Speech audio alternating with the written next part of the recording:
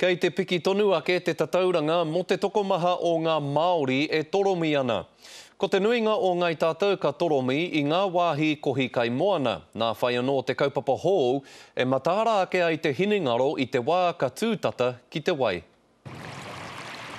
Kāre anō tēnei kaumātua kia noho mauri tau ki te taha moana. Ngā wā katoa ki te taha moana hau. He tohu whakamaharatanga kia ki tō mātou tuahine i torongi mai i te kāinga.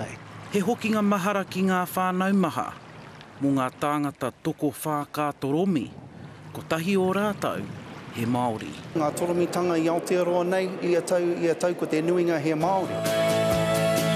He whakatairanga tēnei hei whakatūpato i te iwi. As youngsters we were taught, you get in amongst it early. It's our way of life. Kua hono ngātahi te reo tātaki, te pautāpe tau Aotearoa, me te rōpū haumaru wai ki te aukati i te toromu. We're surrounded by water, we live on an island. It's going to deliver water safety messages to all of New Zealand at the time of year when we need it most, through summer. Kua roa tēnei toa kauhoe e tatari ana kia hua mai he kaupapa pēnei. Kia uki ngā tikanga o muara, āta tiaki, āta whakaako, ngā pukenga wai ki ngā tamariki ki te whānau hoki. He pērā noa hēnare, ko tāna kia noho haumaru ngā whānau, no rātau i te wai, ahakoa pēhea. Ahakoa pakeke aku tamariki e ni rā, engari meheme ka haere rātu ki te moana.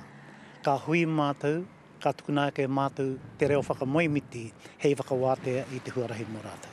Mā te karakia me te ako i ngā tohu wai, e ora ai te tangata. Ngā huia Wade, te karere.